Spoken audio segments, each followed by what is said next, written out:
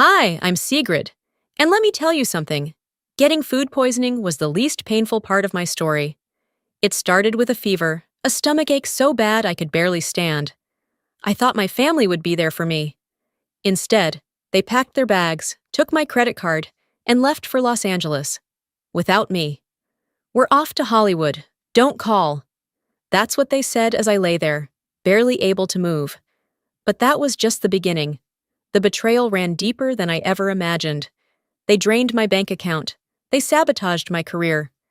And when I finally fought back, they played the victim.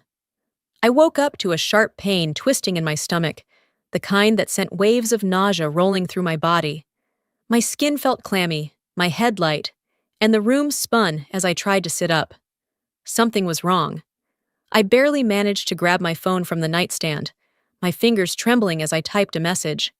"Mom, I think I have food poisoning. I need someone to take me to the hospital." I waited, no reply.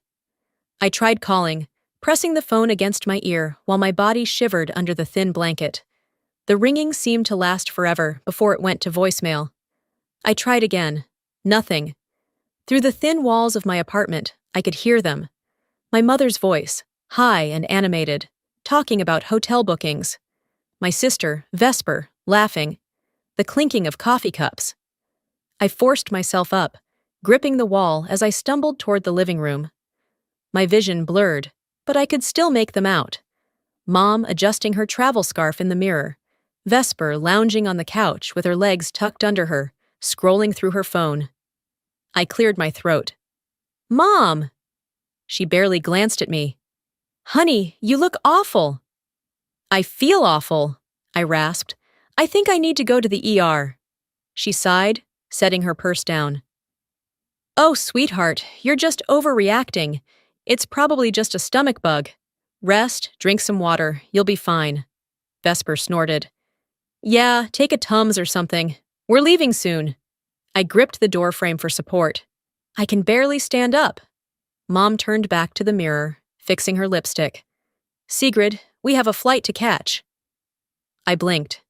"You're still going?" She looked at me as if I had just asked the dumbest question in the world. "Of course, honey. The hotel is non-refundable." I stared at her, then at Vesper, who was still scrolling through her phone like this was all just a mild inconvenience. My father, Calder, stood by the door, checking his watch. He hadn't said a single word. I swallowed the lump in my throat. "So, you're just leaving me here? Sick? Alone?" Mom let out a soft laugh, shaking her head. "Oh, don't be dramatic, Sigrid. You're a grown woman." Vesper smirked. "Yeah, you'll survive." I wanted to scream, to grab their suitcases and throw them out the window, to demand even the smallest shred of concern. But I didn't. I just stood there, nausea twisting my stomach, watching as my own family put their vacation over my well-being. Calder finally spoke, his voice neutral. "We should get going." Mom picked up her designer bag, looping it over her shoulder. "We'll call when we land, sweetheart." Vesper grabbed her suitcase handle, flashing me a condescending smile. "Don't call us, we'll be busy." Then they were gone. The door shut, leaving behind an eerie silence. The sound of their luggage wheels against the hallway floor faded, and I stood there, feeling the weight of it all settle into my chest. I was nothing to them. Not really. My legs wobbled as I stumbled back to the couch, my head pounding. I grabbed my phone again, not sure why. Maybe out of habit, maybe out of desperate hope that I'd see something, anything, to prove that I mattered. I opened my banking app. My stomach clenched. $0 available. They didn't just abandon me. They took my money, too. I stared at my phone screen, my vision blurring as the numbers burned into my brain. 0. How? My hands shook as I refreshed the page, willing it to be some sort of mistake, a glitch, a banking error. But the balance didn't change. They took everything. A shiver ran down my spine, not just from the fever still clinging to my body, but from the sharp realization creeping in. They hadn't just left me to fend for myself while I was sick. They had drained my account before walking out the door, boarding their first-class flight to Los Angeles like nothing had happened. My stomach twisted as I swiped to my credit card statements, my fingers moving on autopilot. The numbers and locations popped up like flashing red warning signs. Beverly Hills Hotel, $1,200. First class flight upgrades, $500. Hollywood VIP tour, $300. Fine dining, $150. I felt my nausea surge, but this time it had nothing to do with the food poisoning. They didn't even ask.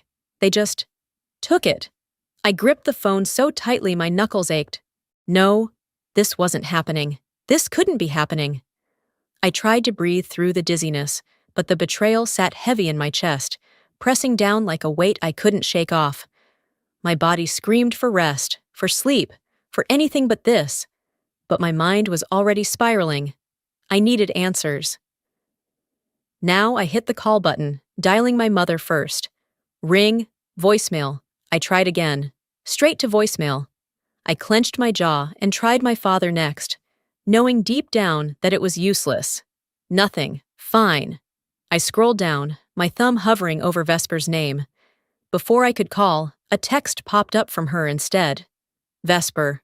Relax, it's just a few charges. We'll pay you back when we can. I stared at the words, my pulse pounding in my ears. A few charges? My entire account was gone. My fingers flew across the screen before I could stop myself. Me. Did you seriously steal my money? Read. No response. I tried again. Me. This isn't a few charges, Vesper. You maxed out my card. That was my rent money. A new message appeared. Vesper. Oh my God, you're so dramatic. You act like we robbed you. We just borrowed it. We'll pay you back. Chill. Chill? My blood turned ice cold. Me. You stole from me. Without asking. That's not borrowing. That's theft. Nothing. The silence stretched, thick and suffocating, until my phone buzzed again. This time, it was my mother. I sucked in a breath and picked up. Mom! Oh, sweetheart, she cut in, her voice light, as if I had just interrupted her during brunch. You don't need to be so upset over this. I gritted my teeth. You took my money. There was a long pause, followed by a soft chuckle. Now don't be ridiculous, Sigrid. There must be a mistake. Maybe the bank mixed up the charges. I blinked, gripping the phone tighter. Gaslighting. She was gaslighting me. Again. Mom, I just checked my statements. The Beverly Hills Hotel, the flight upgrades, the fine dining, all of it came from my account. There's no mistake. She sighed like I was exhausting her. Sigrid, honey, we didn't want to bother you while you were sick. We figured it was fine since you weren't using it. I nearly dropped the phone. You left me while I was sick, and now I have nothing in my account. She let out a little laugh. Oh, don't be so dramatic. The world tilted. She wasn't even denying it. She wasn't apologizing. She wasn't even trying to justify it properly. I felt something inside me snap, like a thread stretched too tight for too long. They didn't care. They never had. And I was done pretending that they did. I hung up. Before I could let the guilt sink its claws into me, before the self-doubt and second-guessing crept in, I pulled up my banking app again. My hands still trembled, but this time, it wasn't from sickness. I moved quickly. First, I locked my credit cards. Then, I canceled every single automatic payment linked to them. Finally, I set up alerts for any future transactions. No more money, no more access, no more control. I exhaled, my body still weak, but my mind sharper than it had been in years. They used me for the last time. And this time, they were going to regret it. The next morning, the sky outside my window was the same shade of gray I felt inside. Heavy clouds pressed against the skyline, the air thick and still. A storm was coming. I sat on the couch, my body still weak from the sickness, but my mind sharper than it had been in years. I had locked my cards, cut off their access to my finances, and now I was waiting for the fallout. It didn't take long. My phone lit up with a call. Mom! I inhaled deeply, pressing my thumb against the screen before answering. Sweetheart, she cooed, her voice syrupy sweet, like nothing had happened. How are you feeling? My grip on the phone tightened. Let's not do this, I said flatly. Why is my credit card maxed out on your trip? There was a beat of silence, then a soft, disbelieving laugh. Oh, honey, that can't be right. Are you sure there isn't some mistake?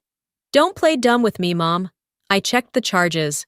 The Beverly Hills Hotel, first-class upgrades, dinner at a 5-star restaurant, all of it on my account.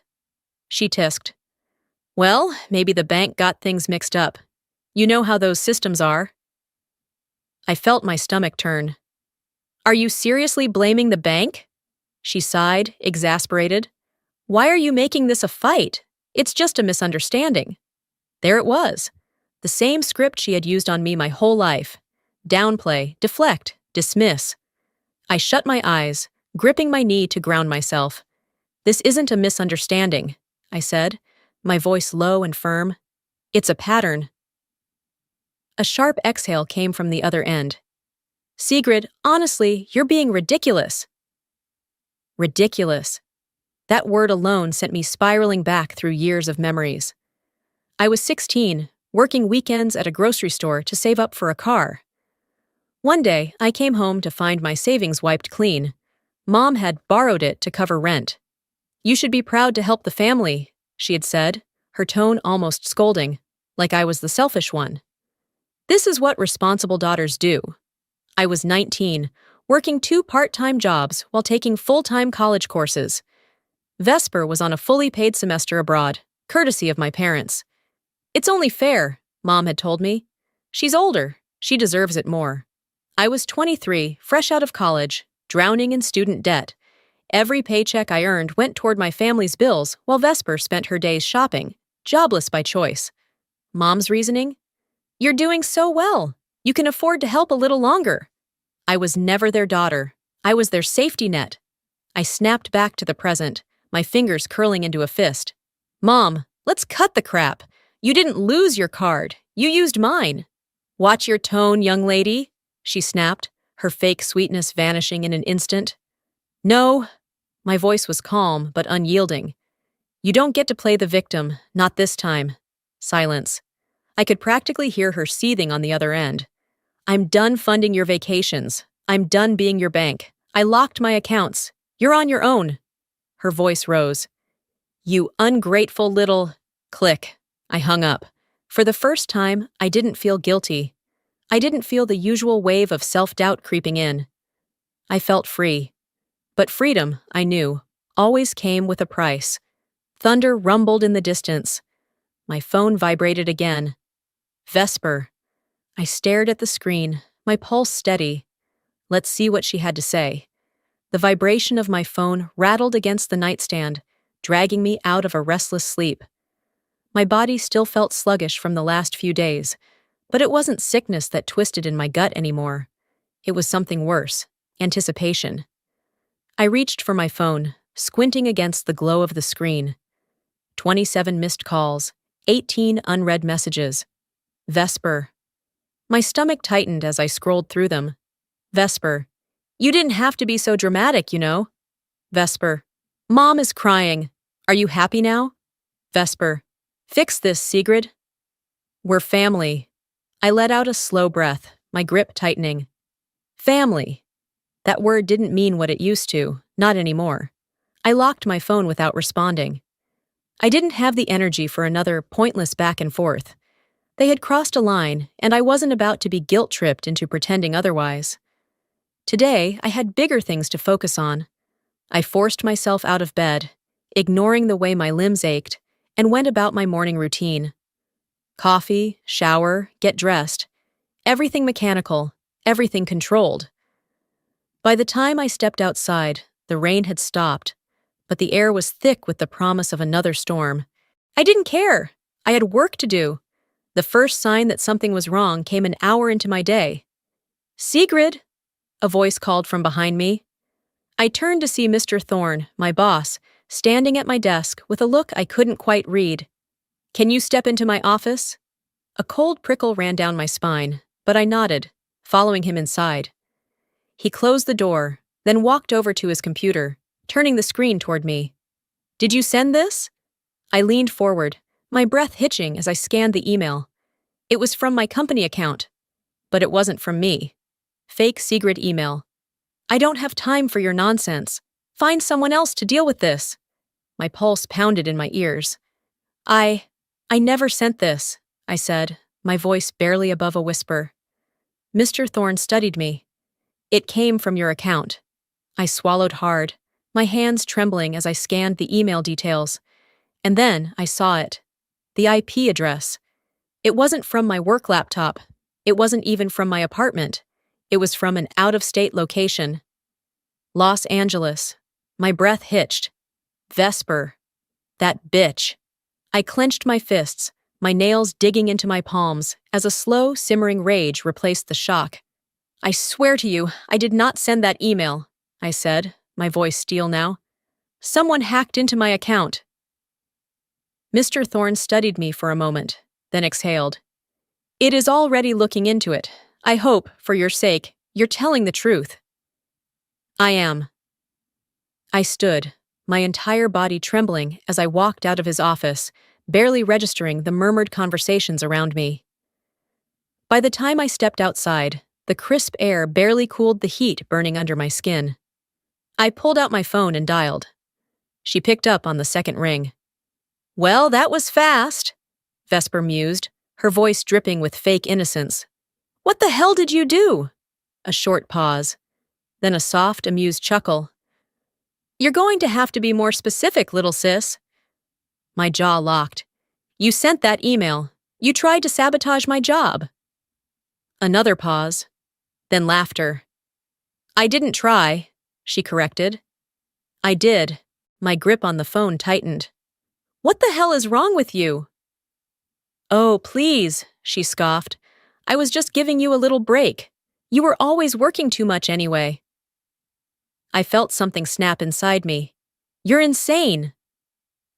"And you're predictable," she said. "You always think you're above us, don't you? Always the responsible one, always judging, always looking down at me like I'm some kind of screw-up." I said nothing, because the truth was, I had. I had spent years pretending that if I just helped enough, if I just covered enough bills, took care of enough problems, bailed them out of enough messes, they would eventually change. But they never did. I exhaled, my voice like ice. "I should have cut you all off years ago." A long pause, then her voice softer now.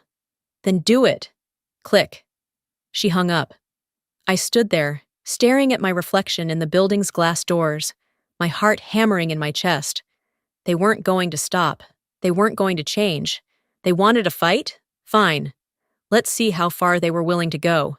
I stormed back into the office, my pulse pounding harder than the wind howling through the streets outside. Every step felt heavy, charged with the kind of anger I had swallowed down for years. But not anymore. This time, I wasn't going to let it go. By the time I reached Mr. Thorne's office, my hands had stopped shaking. I knocked once before stepping inside. He was sitting at his desk, his expression unreadable. "Sit," he said, gesturing to the chair across from him. I did. He exhaled, rubbing his temple before looking up at me. "Sigrid, I need you to be completely honest with me. Did you send that email?" I forced myself to meet his gaze. "No, I didn't. Someone hacked my account." He studied me for a long moment. "And you have proof of that?" "I'm working on it." The silence stretched. Then, a voice from the doorway. "She didn't do it." I turned to see Ronan, one of my closest coworkers, standing there with his arms crossed. Mr. Thorne arched a brow. "You're vouching for her?" Ronan nodded. "Without a doubt. Sigrid wouldn't write something like that. It's not just unprofessional, it's sloppy, and she's not sloppy." I swallowed. Mr. Thorne let out a slow breath before leaning back in his chair. "If what you're saying is true, you need to find proof. Fast." I nodded, my hands balling into fists under the desk. "You wanted a war, Vesper?"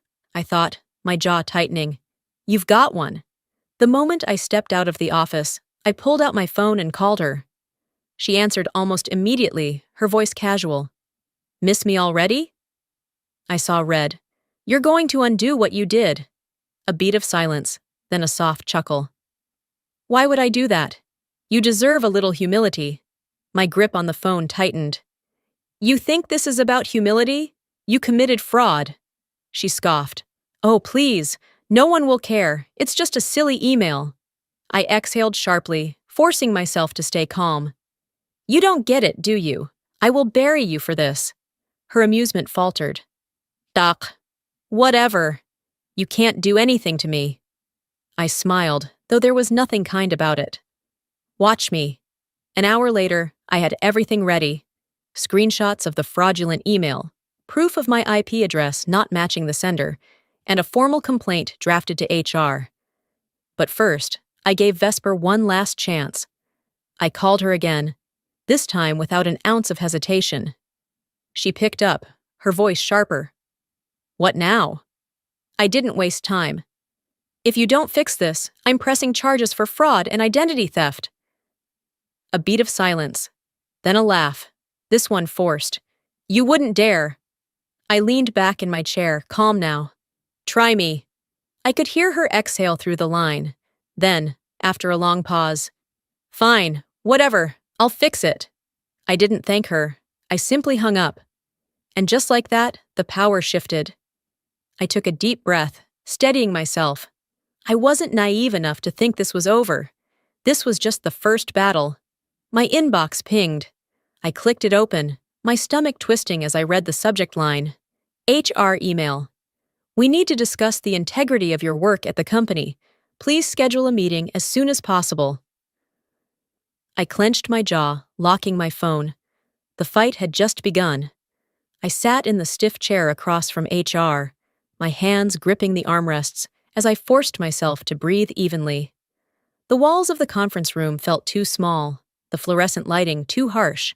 Across from me, Rebecca Caldwell, the HR representative, folded her hands over a stack of printed emails.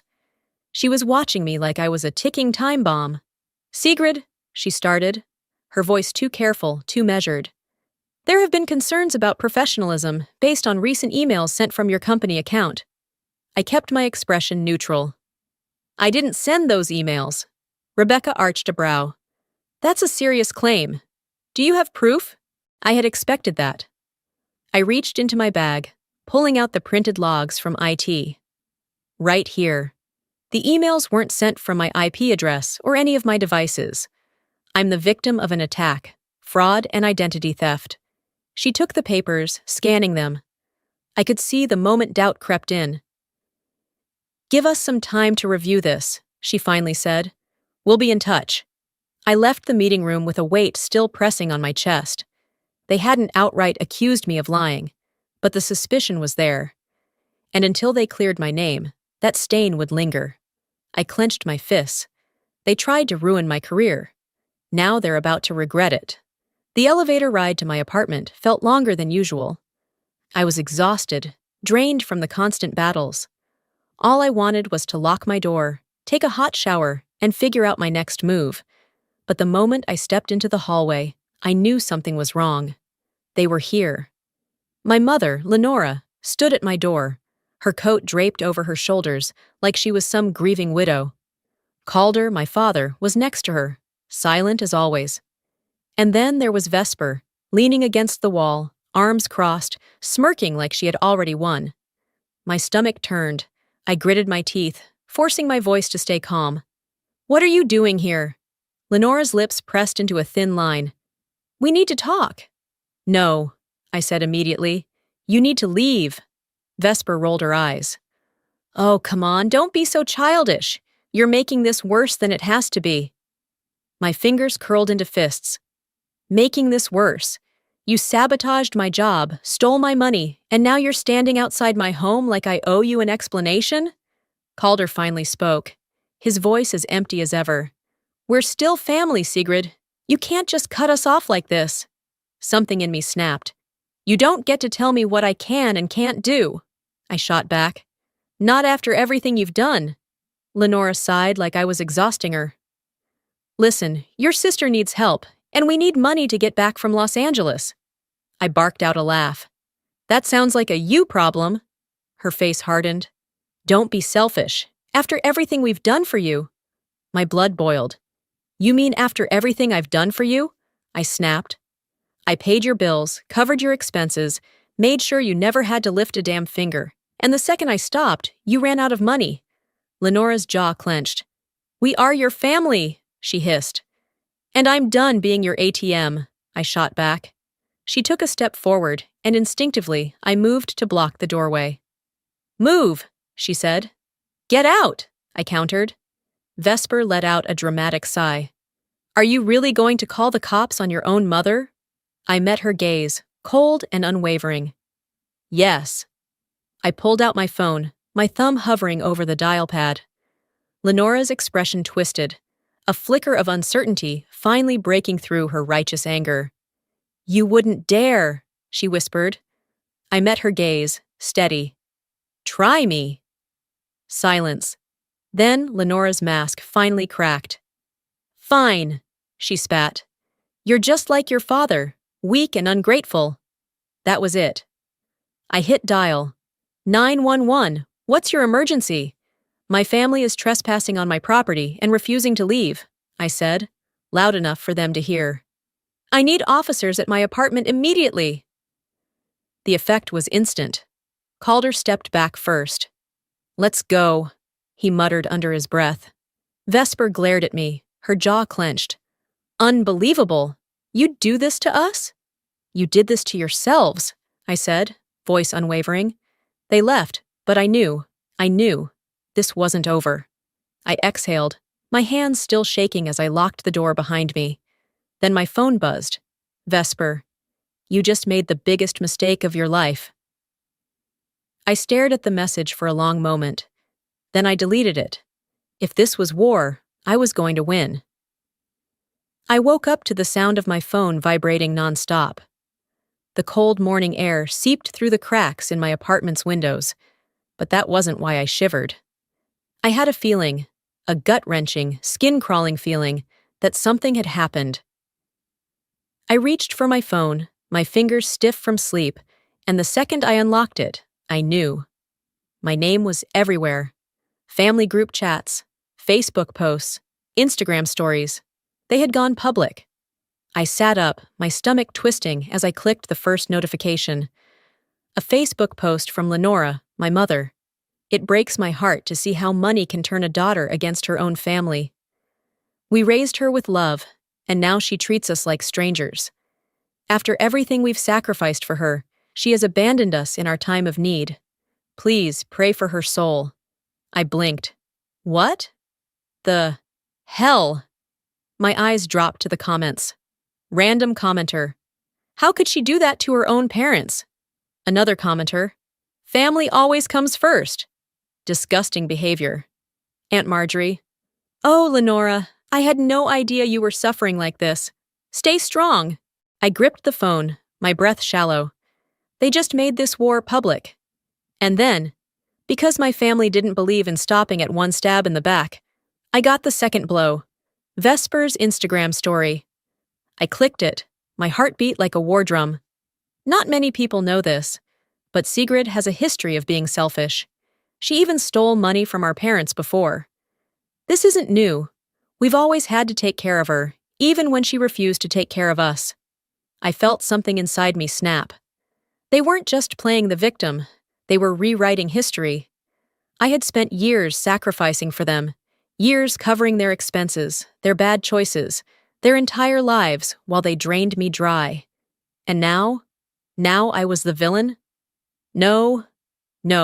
I threw my blankets off and stood up, my legs shaking.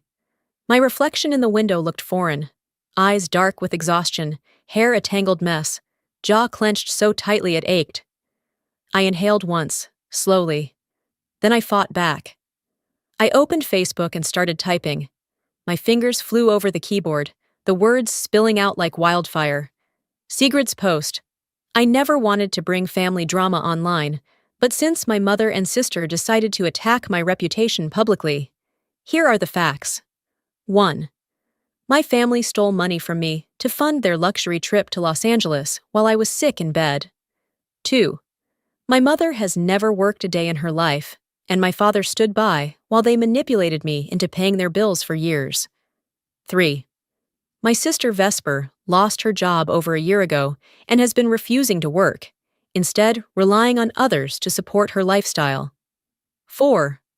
I have never stolen a dime from them, but they have taken thousands from me. I attach screenshots, bank transactions, their fraudulent credit card charges, the fake email Vesper sent to my boss. Then I posted it. I stared at the screen, my pulse hammering. Let's see how they handled the truth. It took exactly 5 minutes before the first wave hit. My notifications exploded. Comments flooding in. Cousin Mary. Wait, what? They stole from you? Uncle David. Hold on, this changes everything. This isn't what Lenora said at all. Random commenter. OMG, the receipts. This is insane. I exhaled sharply, the tension in my shoulders starting to loosen. And then, a text from my cousin Elowen. Elowen. I'm with you. Let's expose them. I stared at the message, my heartbeat steady now. For the first time in years, I wasn't alone in this fight. But I knew one thing. This wasn't over. I woke up to hundreds of new notifications. The storm outside mirrored the chaos brewing in my inbox. Wind howling, rain slamming against the windows. I sat up slowly, grabbing my phone, already bracing myself for the backlash. It wasn't just backlash, it was a war zone. My post had exploded overnight. Support flooded in. Commenter 1. Your mother sounds exactly like mine. Stay strong. Commenter 2. Wow, the audacity of your family is insane. Commenter 3. They used you for years and expected you to stay quiet? Not anymore. I exhaled sharply, scrolling through the sea of messages. And then, right on cue, the guilt-tripping began. Aunt Martha. You didn't have to humiliate them like this, Sigrid. Family is family. I scoffed, my fingers tightening around the phone. Then where were you when they were humiliating me? I was about to type that exact response when my phone rang. Unknown number. I hesitated, then answered. A rough inhale. Then, your mother. She collapsed. My blood turned to ice. Calder. My father. The man who had stood in the background my entire life, watching my mother and sister drain me dry. What? I breathed. His voice was cautious, hesitant. She's in the hospital. The stress of all this, it was too much for her. I felt my stomach churn. This was too convenient. A woman who had spent her entire life manipulating every situation, controlling every conversation, suddenly too fragile to handle the consequences? I gritted my teeth. Which hospital? I walked into the ER with my arms crossed, my heartbeat steady. I wasn't here out of guilt. I was here to confirm the truth. Lenora was lying in a hospital bed, looking pathetic. Her hair was carefully disheveled, an IV taped to her wrist, the picture of frailty. Vesper was sitting beside her, glaring daggers at me. Lenora's eyes fluttered open, as if she had just enough strength to acknowledge me. Sigrid. Her voice was weak, raspy. You did this to me. My jaw clenched. There it was. The final, desperate attempt to pull me back into their control. Vesper smirked, arms crossed. Happy now? I didn't say a word. Instead, I turned on my heel and walked straight to the nurse's station. A woman in scrubs barely glanced up from her clipboard. What happened? I asked, my voice perfectly even. She scanned the file. Mild dehydration. No cardiac issues. She's being discharged soon. I let out a slow, steady breath. Of course! I turned back to the room, my mind clear for the first time in years. They were trying to pull me back one last time. Lenora's weak act was still in full force when I stepped back inside. I walked right up to her bedside, looking down at the woman who had spent her entire life controlling me. I see you're fine, I said flatly. That's good, but I'm done.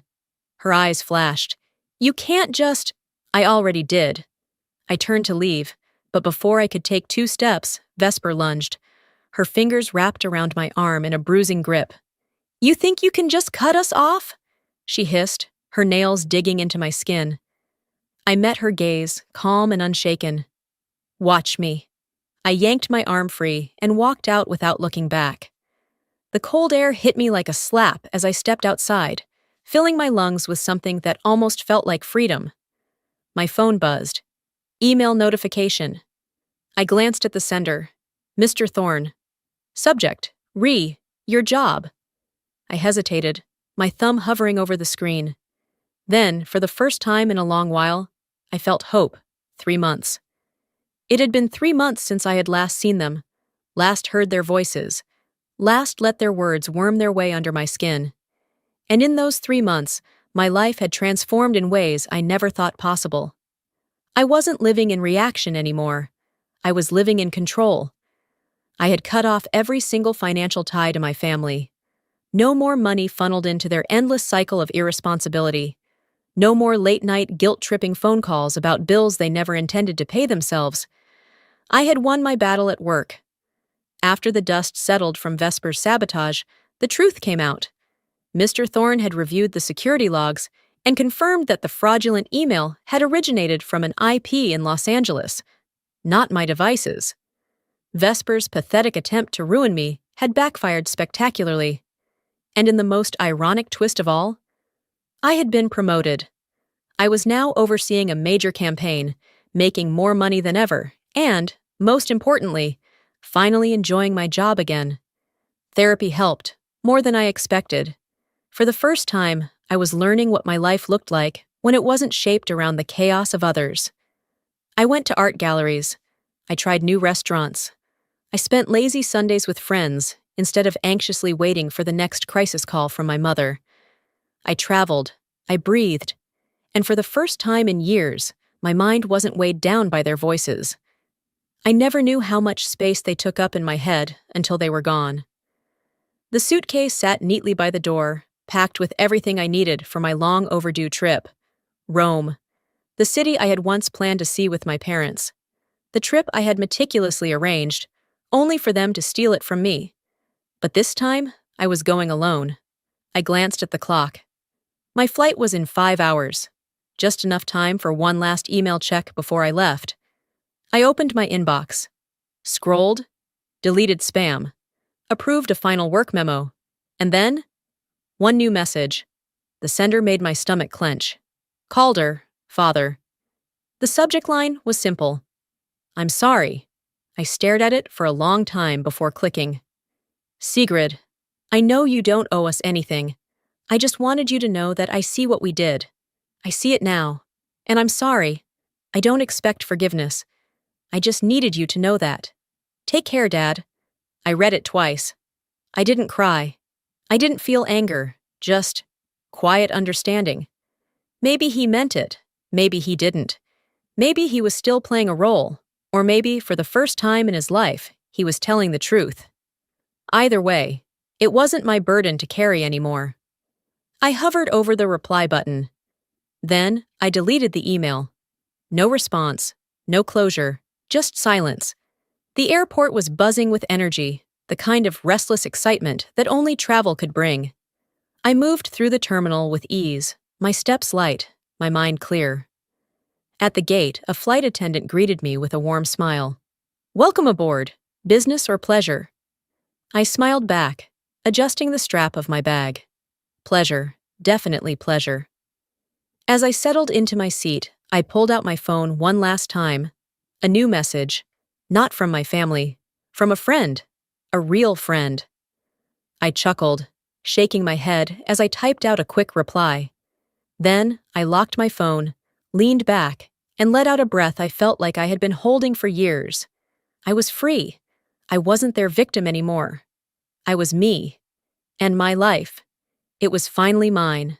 Before we wrap up, I want to take a moment to reflect on everything we've just been through together. Life has a way of teaching us the hardest lessons through the people we love the most. Sometimes those lessons come wrapped in betrayal, manipulation, and heartbreak. But here's the truth. Your worth is not determined by what you can give to others.